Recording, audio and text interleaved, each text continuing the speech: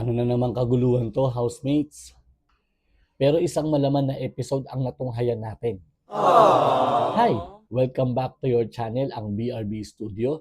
Ako si Basti, ang master reactionista sa bahay ni Kuya. Paalala, ito ay reaksyon lamang. Ang hate, huwag natin ipag-alab. Let's spread love. Ano-ano nga ba ang mga naging highlights ng episode na to? Ayan tayo eh. Just keep watching. Isa-isahin natin. Isa nga sa mga napili ng Team Trupa si Lela para mailigtas sa nominasyon mula sa grupong Flop. Si Miguel naman ay naglabas ng kanyang saloobin bilang first time na nominado sa kanyang kaibigan na si Carmel. Samantala, ipinakita naman sa loob ng bahay na masaya at nag-e-enjoy na magkakasama ang mga housemates. Pero may twist pala. Dahil sa puntong yun, ay mayroon pala silang ilalahad patungkol sa isang issue. At ito ay tungkol kay Joaquin. Mayroon na palang nabubuong hindi pagkakaunawaan sa pagitan ng ilang housemates at kay Joaquin. Na-trigger na lamang ito nang gamitan ng hand gesture ni Joaquin si Ashley to stop talking. You're old. You're old. You're old. At dito nga natunghayan natin kung paano makitong si Joaquin sa ibang housemates sa kabila ng mga napapanood natin tungkol sa kanya towards sa mga task at mga activities sa loob ng bahay. Dito nasilayan natin na nagkaroon ng miscommunication at wrong assumption si Ashley sa ikinilos ni Joaquin nang ibahagi niya ang mga nangyari kina Heath at Clifford. Pero sa bandang huli ay naunawaan naman to ni Ashley.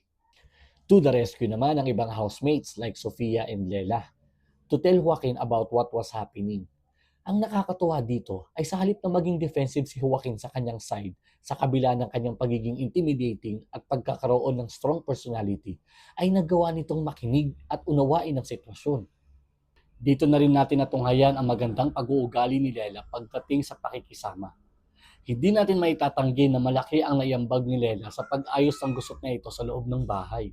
Habang nagaganap ang kanilang one-on-one talk, ay kita natin kung paano tinanggap ni Joaquin ang mga reaksyon at suwestyon ng kasama.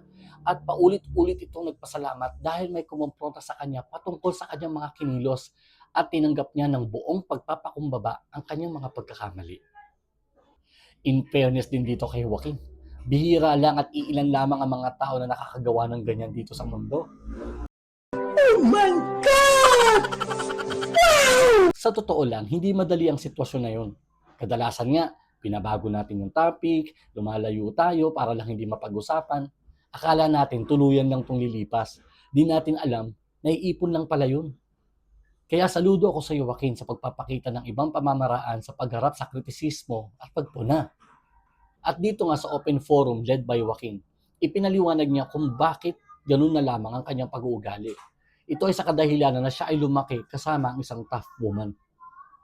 Bilang isang lalaki, maging bilang isang tao, kapag ikaw ay lumaki sa isang environment na may mga matatag na personalidad, may tendency na magaya natin to. O kaya naman ay masigitan pa natin. Gayunpaman, ang mga housemates ay tunay na nauunawaan ng perspektibong ito ni Joaquin at nagbigay din sila ng kani-kanilang mga opinyon at damdamin tungkol sa isyong ito. True enough, ang respeto ay hindi hinihingi. Ito ay binibigay. Hindi man tayo mapakitaan ng respeto, ibigay natin sa kanila ang respetong gusto nating matanggap. It comes from the first person. You're old. You're old. You're old. Dapat nga magpakatotoo. Pero may kasabihan nga na hindi dahil totoo ka, ay tama ka. Kung gayon ay may chance din tayong magkamali. Pero gaya nga ng sabi ni Kuya, ang pagkakamali ay hindi katapusan. Ito ay simula ng pagyabong at pag-unlad. Mahalagang maunawaan natin na bawat isa sa atin ay lumaki na magkakaiba. Personalidad, paniniwala, perspektibo at pag-uugali. Tama lang na maging aware tayo sa mga taglay natin.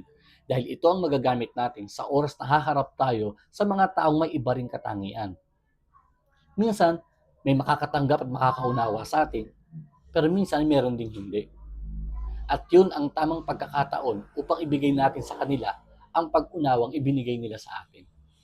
Kayo, ano ang mga realizations nyo sa episode na to? Share nyo naman.